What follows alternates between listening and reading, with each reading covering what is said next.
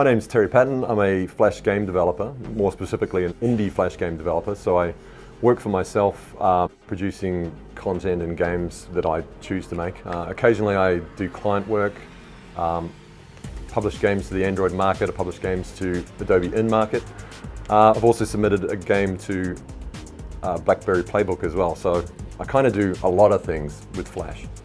I've created just over 100 personal games and about 50 for clients.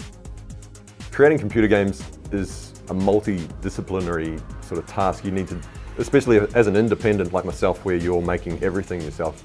Often I'll do the music, the coding, the marketing, the game design itself, doing game design documents, so you've got to describe what you're going to build. All the graphics that you've got to put into the game, you've got to think about, plan, then beta test, so that the levels are actually playable and fun.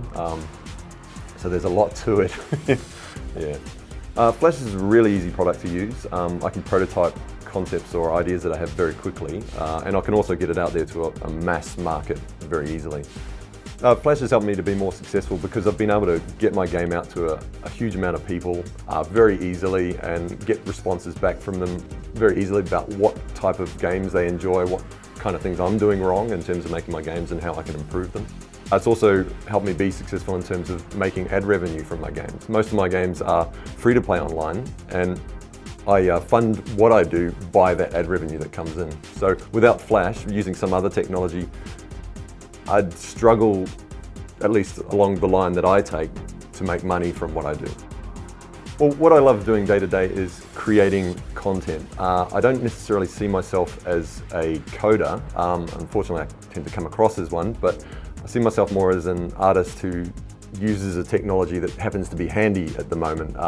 I do graphics and music and coding, and I also involve myself socially in Twitter and a little bit of Facebook and stuff like that. So my day-to-day is a very jumbled up, mixed up sort of thing, but the main focus of it is creating content that I can share with other people and then getting their feedback back.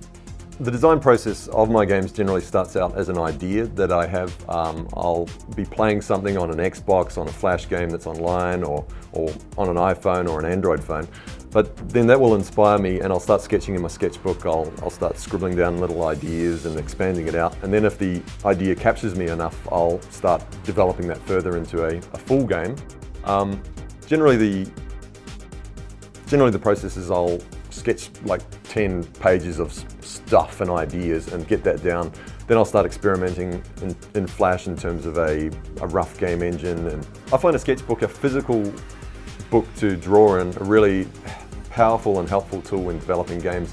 One of the problems is just jumping straight into code. You don't really think too far outside the box. You get trapped inside your code very quickly.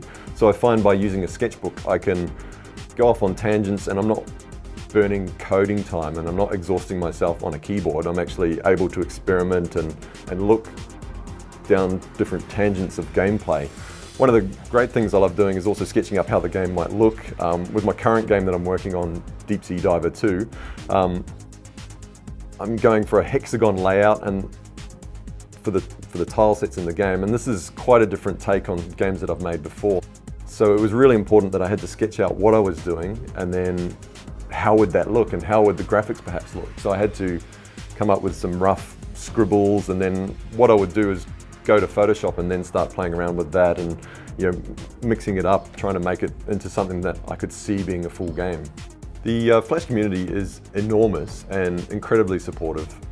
If you have any problems, you can pretty much just put a shout out on Twitter or do a web post, and people are very active and really responsive to anything you've got out there. You can pretty much just Google a problem and the Flash answers will come up, because so many people are active in the Flash community.